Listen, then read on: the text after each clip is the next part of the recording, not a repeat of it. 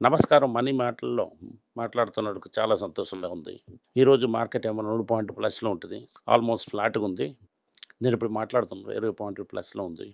Bank Nifty ప్లస్‌లో తీసుకొని నెగెటివ్‌లో ఉంది ఇప్పుడు. మార్కెట్ సమ్‌టైమ్స్ ట్రేడ్ అవుతుంది. మార్కెట్‌కి ఒక ఎక్స్‌క్యూజ్ కావాలి. ఆ ఎక్స్‌క్యూజ్ అవుతున్నది ఈరోజు ఫార్మాలో తాలిఫ్ రావచ్చు అని తెలుస్తున్నది. ఈరోజు డాక్టర్ రెడ్డి 2% కరెక్ట్ అయింది. నిన్న 200 అయింది. డాక్టర్ రెడ్డి గురించి ఒక న్యూస్ కూడా ఉంది. ఇవన్నీ మనం ఇవాళ చూడొచ్చు. టీవీఎస్ మోటార్ తాలూకా రిజల్ట్స్ వచ్చేసింది ఈరోజు. TVS motor taluka results quarter on quarter 68% surge అయింది. 248 క్రోర్స్ అయింది. అలాగే ఇయర్ ఆన్ ఇయర్ ప్రాఫిట్ కూడా 32% పెరిగి 2000 పెరిగిపోయింది. 2 వీలర్స్ అండ్ 3 వీలర్స్ సేల్స్ చూసారంటే 14% పెరిగింది. కానీ మోటార్ సైకిల్ సేల్స్ ఏమో తగ్గింది. స్కూటర్ సేల్స్ ఏమో 27% పెరిగింది. దీంట్లో స్కూటర్ సేల్స్ పెరిగి ఉన్నది ఎక్కువ. రెవెన్యూ అవుతున్నది 45,859 క్రోర్స్. నెట్ ప్రాఫిట్ అవుతున్నది 2,235 కోట్లు. దీంట్లోని ఈపీఎస్ తీశారంటే 47. ఇది అవుతున్న ఒక పెద్ద గుండు సూది. దీని దగ్గరికి వెళ్ళకూడదు ఇప్పుడు. ఇది కూడా ఏషియన్ పెయింట్ లాగా ఎక్కడే ఒక దగ్గర కరెక్ట్ అయిందంటే అప్పుడు మనం చూడొచ్చు. నేనప్పుడు రూ. 33 చూశాను. నేను కన్సిడర్ చేయలేదు. రూ. 33 చూసిన కంపెనీ దాని నుంచి మల్టీఫోల్డ్ అయింది. ఇప్పటికి మనం దాని దగ్గరికి వెళ్ళకూడదు. Very strong and ethical company ఇది. కానీ దాని దగ్గరికి మనం ఇప్పుడు వెళ్ళాము. అది మనం తెలుసుకోవాలి. ఐఆర్ఎఫ్‌సి దాని తాలూకు రిజల్ట్స్ వచ్చింది. ఇది ఒక ఫైనాన్స్ కంపెనీ. నెట్ ప్రాఫిట్ 3% తగ్గింది. డివిడెండ్ షేర్ ఏమో రూ. 1 ఇచ్చారు. మనం రూ. 19 కన్సిడర్ చేసి ఇదేమో రూ. 119 ఉంది ఇప్పుడు. ఇప్పటికి దాని దగ్గరికి మనం వెళ్ళకూడదు. ఇప్పుడేమో మనకి అంత పెద్ద బెనిఫిట్ ఏం కనిపించదు. కానీ కిందకి పడదు ఇప్పటికి. రూ. 19 మీరు కన్సిడర్ చేసి ఉంటారంటే మీకు నియర్లీ 10% డివిడెండ్ ఈల్డ్ ఉండింది. అది తీసుకోండి. ఎమ్&ఎం ఏమో ఎస్ఎంఎల్‌లో మెజారిటీ తీసుకున్నారని నేను చెప్పాను. ఇది మెయిన్‌లీ ఎందుకంటే ఎంసీవీ అండ్ హెచ్‌సీవీ పేస్‌లోని ఎంటర్ అవ్వాలని అనుకుంటున్నారు. దీంట్లో ఇంటర్సిటీ డెవలప్ చేయడానికి చూస్తున్నారు. దాంట్లో ఏంటంటే ఇప్పుడే ఈళ్ళు చెప్పారేంటంటే క్యాపెక్స్ వేయడం లేదని. క్యాపెక్స్ వేయకుండా ఎలాగ బస్ డెవలప్ చేస్తారని నాకు తెలీదు. దీంట్లో మెయిన్ కాంపిటీషన్ అవుతున్న టాటా మోటార్స్, స్విచ్ అని అశోక్ లైలాండ్ తన కంపెనీ. మహీంద్రా అండ్ మహీంద్రా టేక్ ఓవర్‌లోని ఒక క్లియర్ పిక్చర్ మీకు రావాలి. దానివల్ల ఇదొచ్చింది.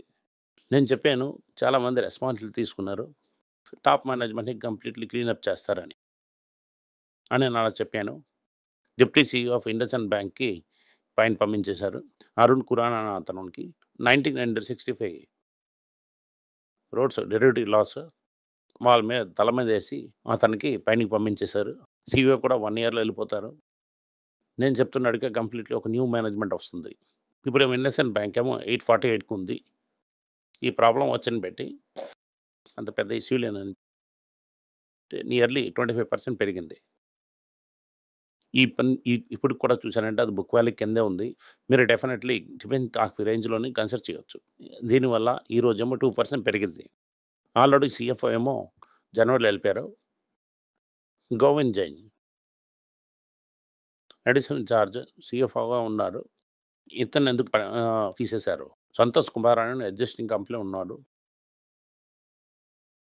ఇప్పటికేమో డిప్యూటీ సీఈఓగా ఉంచున్నారు. సుమన్ కత్తిపాలె మాత్రం ఉన్నారు ఇప్పటికి. అతనికి కూడా 1 ఇయరే టైమ్ ఇచ్చారు. 1 ఇయర్ తర్వాత అతను ఉంటారా అన్నది ఆర్‌బీఐ డిసైడ్ చేయాలి. ఈరోజు మార్నింగ్ 2% అప్‌లో ఉంటది. ఆల్మోస్ట్ రూ. 848కి వెళ్ళిపోయింది. సో, పెయిడ్ ఆఫ్ అని మనం అనుకోవాలి. డాక్టర్ రెడ్డి ఏమో ఒక రెస్పిరేటరీ డిసీజ్ పిల్లలకొస్తది. దాని పేరవుతున్నది ఆర్ఎస్‌వి అని. ఈ ఆర్ఎస్‌వికి ట్రీట్ చేసిన డ్రగ్ సనోఫి చేస్తున్నారు. అదవుతున్నది డెయ్యూ ఫోర్టిస్ అని. అది ఇండియాలో డిస్ట్రిబ్యూట్ చేయడానికి డాక్టర్ రెడ్డీస్ రైట్ తీసుకున్నారు. డాక్టర్ రెడ్డి ఏటి చేస్తున్నారంటే దాంట్లో ఒక వీఆర్ఎస్ స్క్రీమ్ కూడా చేశారు. అలా సమయంలోనే ఇలాగ మెడికల్ డివైజెస్, వ్యాక్సిన్స్ ఇలా కంపెనీస్‌లో టైఅప్ చేస్తూనే ఉన్నారు. ఏంటంటే రివెల్మెంట్ డ్రాప్‌కి రెడీ అయ్యే ఉన్నారిప్పుడు. ఇదవుతున్నది 2 ఇయర్స్ అవుతున్న పిల్లలకి ఆర్ఎస్‌వి సీజన్‌కి ఇవ్వాలిది. ఇదవుతున్నది ఒక మెడిసిన్ దానికి. రెగ్యులేటరీ అప్రూవల్ ఏమో యూరోపు, చైనా, యూఎస్, జపాన్‌లో కూడా తీసుకున్నారు. దీనివల్ల వీళ్ళకేమో మార్కెటింగ్ ఆథరైజేషన్ ఇచ్చేశారు. ఇండియా నుంచి మార్కెటింగ్ ఆథరైజేషన్ తీసుకున్నారు. ఇదవుతుంది ఎక్స్‌క్లూజివ్ డిస్ట్రిబ్యూషన్ అరేంజ్‌మెంట్. దీనికి promotion and distribution doctor Reddy చేస్తాడు. ఇది ఇండియాలోని ఒక ప్రివలెంట్ అయిన డిసీజ్ ఇది. చాలా మందికి ఎఫెక్ట్ అవుతుంది. లాస్ట్ ఇయర్ చూసానంటే 26,300 పిల్లలు చనిపోయారు దీని నుంచి. దీంట్లోని అండర్ 2 ఉన్న పిల్లలకి 3,000,000 ఉన్న దీనికేమో హాస్పిటలైజేషన్ జరిగింది. ఇదొక పెద్ద ఆపర్చునిటీ అవుతుంది for them. FIs mutual funds ఏమో ఇలాగ డైవర్జెంట్ బిహేవ్ చేస్తున్నారు. దీంట్లో న్యూ ఏజ్ లాస్ మేకింగ్ కంపెనీలోని ఎఫ్ఐఎస్ అమ్మేశారు. మిగతాళ్ళకి డబ్బులు తీసుకొని బంగాత ఆడడానికి మ్యూచువల్ ఫండ్స్ తీసుకున్నారు. జొమాటోలోని చాలా ప్రాబ్లమ్స్ ఉన్నాయి. అలాగని రెడ్డిట్‌లోని ఒకళ్ళు వైరల్ చేశారు. ఎంప్లాయీ ఆర్డర్ ఇవ్వండి అని ఒక ప్రశ్న జరుగుతుందని అంటున్నారు. ఇది అవుతుంది ఒక టాక్సిక్ వరల్డ్ కల్చర్. దీనివల్ల ఒక పెద్ద సీనియర్ మేనేజ్మెంట్ పీపుల్ అందరూ వెళ్ళిపోయారు ఇక్కడ నుంచి. ఆ లెటర్‌లో చెప్తున్నారు. ఇదంతా ఏంటి లేదు. నేను చాలా మంచోడిని. నేను ఏసుకి తలక శిష్యుడిని అని గోయల్ చెప్తున్నారు. ఏది కరెక్ట్ అన్నది మనకు కొంచెం నాళ్ళు తర్వాత తెలుస్తుంది. కంపెనీ ఎక్కడ చాలా అభివృద్ధికి వెళ్ళలేదేంటి. జొమాటో ఏమో 2-3% తగ్గింది. పాలిసీ బజార్ 2%. డెలివరీ ఏమో 1.8%. దాని తర్వాత ఏమో ఫస్ట్ ఫ్రైడే, స్విగ్గీ, మోబిక్, పేటీఎం, నెట్ వెబ్, ఎరైకా దీంట్లో అన్ని దాంట్లో తగ్గింది. మ్యూచువల్ ఫండ్ ఎవరు కొన్నారు?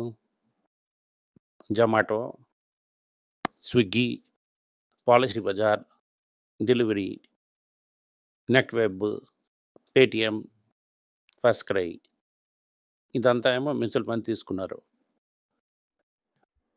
కానీ ఈ మోబీ వెహికల్ తర్వాత 2 పేరు స్టేక్ తగ్గించారు.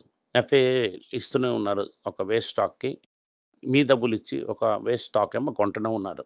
ఇలాగే ఒక బిగ్గెస్ట్ లూజర్‌లో ఈ లిస్ట్ అంతా ఉంది. ఇంకా పెద్ద గెయిన్ అని చూసారంటే కార్ట్ ట్రేడ్ అని చెప్తున్నారు. ఈ కార్ట్ ట్రేడ్ ఏమో ఐపీఓ ప్రైస్ మీదకెళ్ళిపోయిందా అని నాకు తెలీదు. ఇదవుతుంది ఒక రిస్కీ బెట్. కంపల్సరీ లాస్ అవుతుంది. మీ మ్యూచువల్ ఫండ్స్‌లో ఇదంతా ఉందంటే అది వదిలేసి వెళ్ళిపోండి. సిప్లా, గ్లెన్మార్క్ ఏం చేస్తున్నారంటే అమెరికాలోనే మ్యానుఫ్యాక్చరింగ్ ప్లాంట్ తీసి అక్కడే రెడీ చేసి అక్కడే కంపెనీ కృషి చేయాలని అక్కడే ఇస్తున్నారు. గ్లెన్మార్క్ అలాగే, సిప్లా కూడా అలాగే. టయోటా ఏం చేస్తున్నానంటే ఇప్పుడు చైర్మన్ ఏం చెప్తున్నారంటే ఒక సబ్సిడీ ఉంది. దాని పేరు అవుతుంది టొయాటా ఇండస్ట్రీస్ అని. టెక్స్టైల్ ఇండస్ట్రీకి లోన్ ఇస్తున్నారు. ఆటో పాస్ చేస్తున్నారు. స్పేస్ పాస్ చేస్తున్నారు. దాంట్లో 42% ఆల్రెడీ టయోటాతోనే ఉంది. ఓనర్స్‌తోనే చాలా ఎక్కువ షేర్స్ ఉన్నాయి. ఆ కంపెనీ కూడా టయోటా తలకి 9% షేర్ ఉంది. ఇప్పుడు ప్రమోటర్స్ ఏం చెప్తున్నారంటే కంపెనీనేమో లార్జెస్ట్ బ్లాక్ డీలర్‌గా టేక్ ఓవర్ తీసుకోండి. మీ తలకు హోల్డింగ్ ఇన్ టయోటా ఏమో చండి అని అంటున్నారు. ఈ రెండిటికి ఒక హిస్టారిక్ టైఅప్ ఉంది. టయోటా ఇండస్ట్రీస్ అవుతుంది ఒరిజినల్ బిజినెస్. టాప్‌కి టయోటా వాడిది ఫస్ట్ కంపెనీ ఉంది అదే.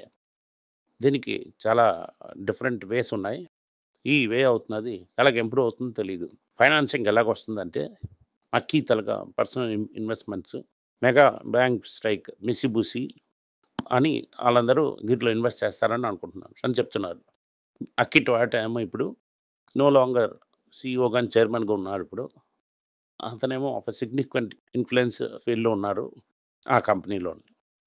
ఓవరాల్ ఈ కంపెనీ మీరు క్లియర్‌గా చూడండి. టొయాటా అవుతున్నది ఒక డామినెంట్ ప్లేయర్ అవుతున్నారు కార్ మార్కెట్‌లోనే. దాంట్లో మీరేమి సందేహం అవసరం లేదు. ఈరోజు ఐసీఐసీఐ బ్యాంక్ మార్నింగ్ ఏమో లైఫ్ టైమ్ హైకెళ్ళింది. అలాగే చాలా బ్యాంక్స్ కర్ణాటక బ్యాంక్ 200కెళ్ళిపోయింది. దాంట్లోని చాలా బ్యాంక్స్ ఏమో మంచి పెర్ఫార్మన్స్ ఇచ్చింది. దీంట్లో హెచ్‌డీఎఫ్‌సీ బ్యాంక్ ఏం చెప్తున్నారంటే టార్గెట్ గురించి డిపాజిట్ చేస్తున్న కొంతమంది ఎంప్లాయీస్ మీద టార్గెట్ చేస్తాం అని చెప్పారు. ఒక న్యూస్ ఇది. పాసిబుల్ టార్గెట్స్ ఇచ్చి ఆళ్ళకి చెయ్యి అనడం చాలా కష్టం. ఇది అవుతున్న ఒక ప్రాబ్లమ్. ఈ ప్రాబ్లమ్‌కి సొల్యూషన్ అవుతుంది టార్గెట్ ఏమో రీజనబుల్‌గా ఫిక్స్ చేయడంలోని హెచ్‌డీఎఫ్‌సీలోనే ప్రాబ్లమ్ ఉందని హెచ్‌డీఎఫ్‌సీ బ్యాంక్ ఒకటి మర్జ్ చేశారు. ఇప్పుడు క్రెడిట్ డిపాజిట్ రేషియో ప్రాబ్లమ్ అని ఎక్కడి నుంచైనా డిపాజిట్ చేయాలంటే ఇంట్రెస్ట్ రేట్స్ పెంచకుండా డిపాజిట్ తేవడం కష్టం. ఈ తలకు బ్యాంక్ సైజ్‌కి మీరు డిపాజిట్ రేట్ పెంచారంటే పెద్ద ప్రాబ్లమ్ అవుతుంది. ఐడీఎఫ్‌సీ ఫస్ట్ బ్యాంక్ లాగా స్మాల్ బ్యాంక్స్ ఏమో డిపాజిట్స్ ఏమో పెంచొచ్చు. నువ్వు అవుతున్నావు ఒక బెంచ్ మార్క్ ప్లేయర్. మీరు ఇంట్రెస్ట్ రేట్ డిపాజిట్స్ పెంచారంటే అందరూ దీన్ని ఫాలో చేయాలి. ఇది ఒక మొదలయ్య ఇది మొదటిసారా ఏం చేయాలన్న ఒక డిబేట్ నడుస్తున్నది. దీంట్లోని ఎంప్లాయీని ప్రెషర్ చేయడంలోని అర్థమే లేదు. Thank you. నమస్కారం.